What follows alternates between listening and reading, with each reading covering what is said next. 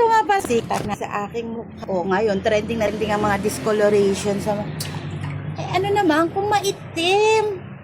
Wala namang problema dun eh. Diba? O, eto. Tingnan natin to. Pero,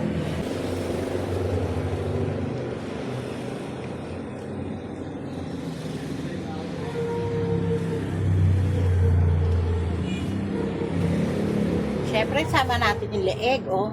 Ganyan.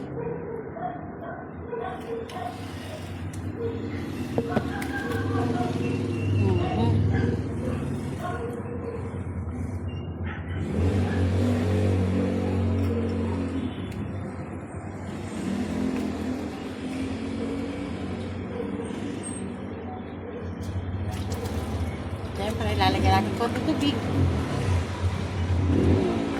At siyempre, kilikili. Nung nag-wash tayo, pag kilikili, siyempre, damay natin, no? Oh, gamit ang Sol Secret Whitening.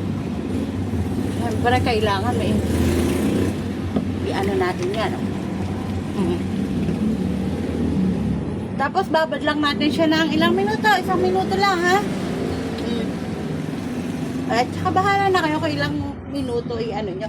Kakaskas ko sa kilikili ko. O, ayan, kilikili.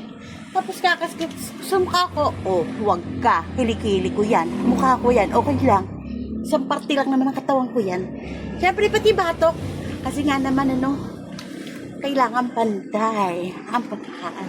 Tapos, ganyan mo lang yun. So, ano bang hinihintay nyo? Soul Secret na, bilhin na. O, ang bango-bango pa niya. O, diba? Pa-fast forward tayo, maghihilamos muna ako. Ha? Pagkatapos ng 1 minuto. After ng 1 minuto, minsang minuto lang. Yun lang. Okay na yun. So, ayan, nag-wash na ako. Maganda naman sa mukha. Smooth. Kilikili ko. O, ayan, o. O. Ba. Marami siyang chicken skin. Okay lang yan. Hindi naman ako nagmamaganda.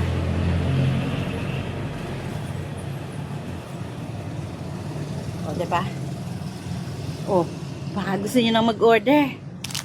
Eto lang. Soul Secret Whitening Soap. Ano pang hinihintay nyo? Check out naman kayo. Oh.